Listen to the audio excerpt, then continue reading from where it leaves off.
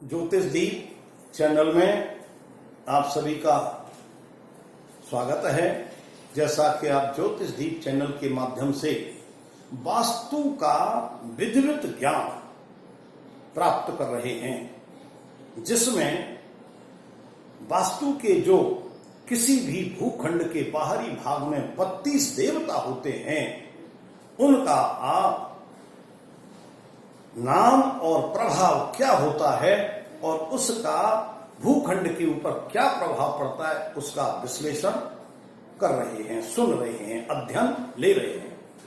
इस कड़ी में आप देखते हैं कि मैं नित्य प्रति जब तक इन देवताओं के विषय में पढ़ाता रहूंगा, प्रत्येक दिन हर एपिसोड में इनका नाम स्मरण करता हूं, नाम का उच्चारण करता हूं।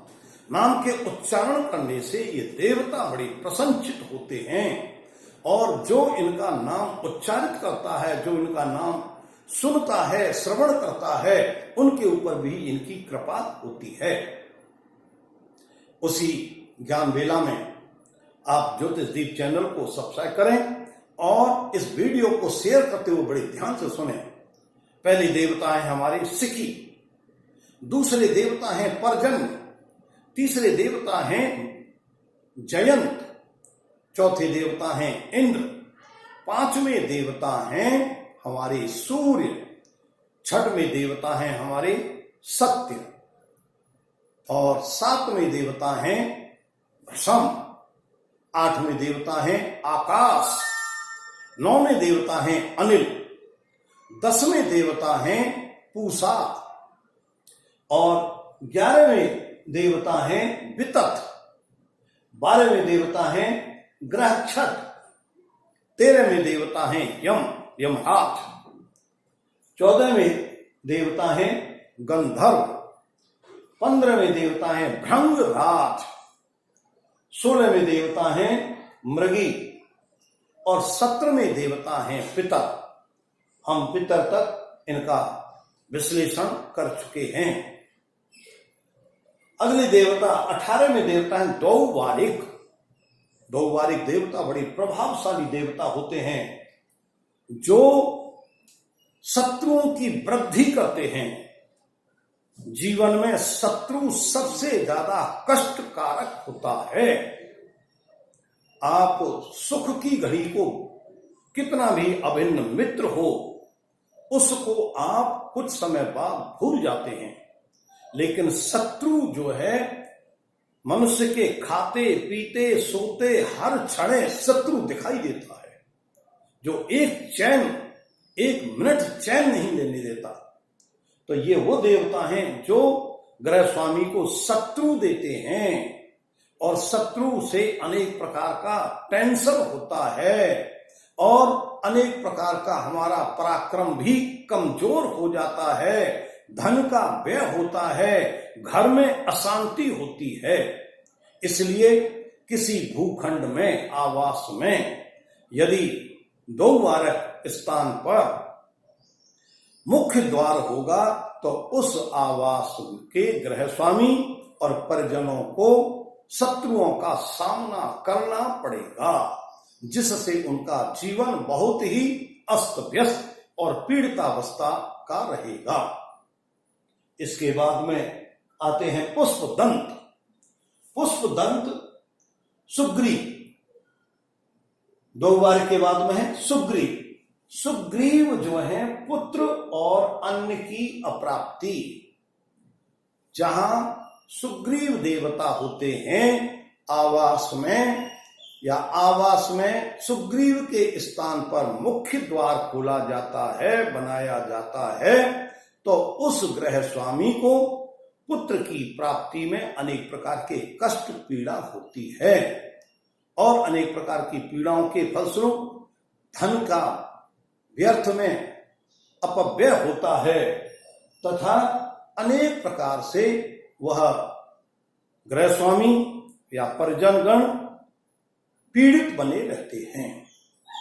इसलिए इस स्थान का विशेष ध्यान रखना चाहिए। इसके बाद में आते हैं पुष्पदंत। पुष्पदंत पश्चिम दिशा के सबसे प्रभावशाली और बलशाली देवता हैं, जो पुत्र देते हैं, धन देते हैं, संपदा देते हैं, बल देते हैं, अनेक प्रकार के सुख संपत्ति देते हैं। ऐसे देवता पुष्पदंत को सदैव अपने भूखंड में नमन करते हुए स्थापना करनी चाहिए। और ये पुष्पदंत जिस आवास या भूखंड में मुख्य द्वार के रूप में होंगे, तो उस गृह स्वामी को अनेक माध्यमों से धन की प्राप्ति होगी, तथा धन की प्राप्ति के साथ में संतति की प्राप्ति होगी, और संतति की प्राप्ति जो होगी बहुत ही संस्कार युक्त और अच्छे पुत्रों की प्राप्ति होगी, जो उनके जीवन में यश, मान, सम्मान, प्रतिष्ठा देने वाली होगी, जिससे गृह स्वामी का गौरव बढ़ेगा। और संतान की सुसंस्कार संतान की प्राप्ति के साथ में बहुत बड़ी सुख संपत्ति संपदा की भी प्राप्ति होती है, जिससे गृह स्वामी और परिवारजन बहुत ही प्रसन्नचित्त रहते हैं, उनका जीवन बहुत ही अच्छा रहता है। इसी भावना के साथ में हम देखते हैं कि इसके बाद में जो वरुण देवता हैं, वरुण स्थान है, ये वरुण स्थान भी धन संपत्ति देते हैं, और ये भी बहुत ही श्रेष्ठ अच्छे देवता हैं, जिनके जो गृह स्वामी या भूखंड के मालिक अपने भूखंड में वरुण स्थान पर अपना मुख्य द्वार रखते हैं, तो उनको अपने जीवन में किसी भी प्रकार की कोई भी विपत्ति का, किसी भी समस्या का, किसी भी कष्ट का सामना नहीं करना पड़ता है। उनके स्वतः ही ऐसे माध्यम बन जाते हैं कि धन संपत्ति के योग ऐसे बन जाते हैं कि लगातार धन संपत्ति प्राप्त होती रहती है, अनेक प्रकार की सुख सुविधाएं प्राप्त होती रहती हैं, और सुखमय जीवन व्यतीत होता रहता है, जिसे वह अपने जीवन का गोल्डन पीरियड कहते हैं, और अनेक प्रकार की मानसिक शांति उनको मिलती है, जो बहुत ही लाभकारी होती है। इसके बाद में असुर का स्थान भूखंड के अंदर अच्छा नहीं माना जाता। जो राक्षस हैं, राक्षस कभी भी किसी भी जातक को, किसी भी व्यक्ति को सुख संपदा प्रसन्नता नहीं देते। वे सदैव असुर जो हैं अनेक प्रकार की भय पीड़ा देते हैं, और ये असुर जो है विशेष रूप से राजकीय भय देते हैं। जो गृह स्वामी अपने भूखंड में, अपने आवास में इस असुर नामक स्थान पर अपना मुख्य द्वार खोल लेते हैं, उनको सरकार की तरफ से कोई न कोई लीगल कार्रवाई चलती रहती है, किसी न किसी प्रकार के नोटिस प्राप्त होते रहते हैं, अनेक प्रकार के उनको भय पीड़ा बनी रहती है, अनेक प्रकार के उनको राजकीय जो है बंधन मिलते हैं, राजकीय पीड़ाएं मिलती हैं, जिससे वे अपने परिवार के साथ सुखपूर्वक नहीं रह पाते और बहुत ही अपना पीड़ित समय व्यतीत करते हैं। इसलिए असुर नाम के देवता से बहुत सावधान रहना चाहिए। और यदि किसी भी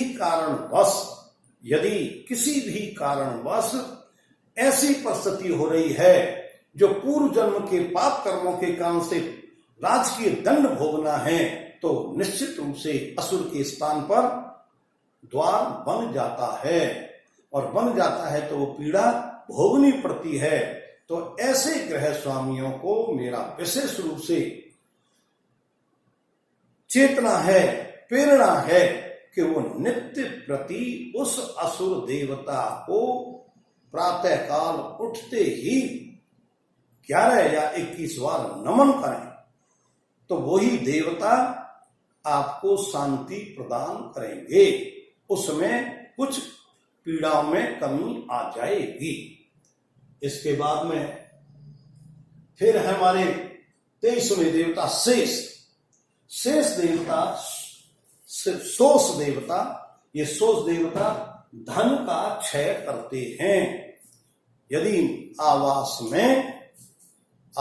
में सोष के स्थान पर मुख्य द्वार खोल लिया जाता है तो ऐसे गृह स्वामी और उनके परिवारजनों को धन की बहुत पीड़ा होती है। आय से व्यय अधिक रहता है, आमदनी बहुत कम होती है और खर्चे बहुत अनेक होते हैं, जिसके कारण से वे अपने जीवन काल में धन से पीड़ित बने रहते हैं और अपने जीवन के जो बहुत ही उपयोगी महत्वपूर्ण कार्य हैं धन के अभाव में अपूर्ण रह जाते हैं, वह पूर्ण नहीं हो पाते, जिससे उनका जीवन सुखमय व्यतीत नहीं हो पाता है। इस